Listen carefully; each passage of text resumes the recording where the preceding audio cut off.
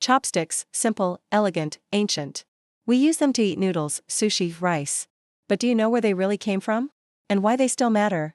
Let's go back in time. But as food was cooked in boiling hot pots, they needed a way to grab hot pieces. So they picked up sticks. Not for eating, but for cooking. They are long and thin and each part has a special name. The longest part is the sole, which connects to the two shorter parts, the fingers. Chopsticks have a lot of meaning in Chinese culture. For example, a common saying goes, "Give someone chopsticks and they will live." Your one click keeps us going. This means if you give someone food, they will survive.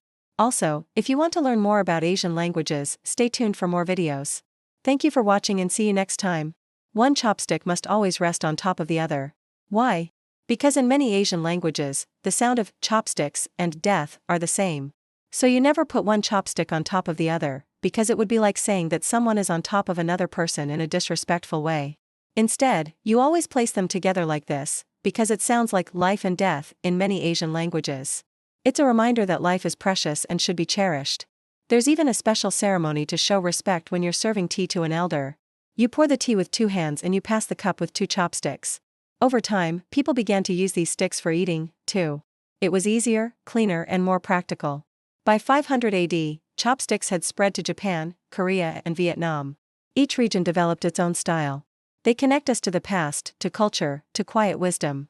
And next time you hold them, remember, you're holding history. In Japan, chopsticks are shorter and tapered to a fine point. In China, they are longer and more blunt at the tips. Korean chopsticks are flat, made of metal with matching spoons. Why the difference? Because of culture, food, and tradition. Over 4,000 years ago in ancient China, people didn't always use utensils. In China, chopsticks are sometimes made of metal, bamboo, or wood. They remind us of violence, so people used chopsticks instead. Chopsticks became more than tools.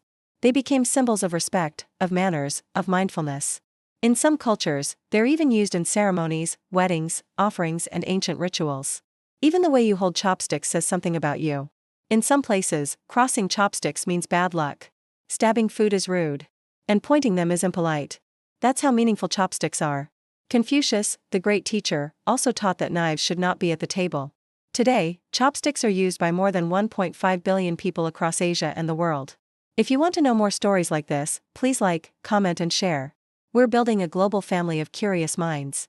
When you hold chopsticks, you may notice that there's one thing that you can't do. You can't put them down like this.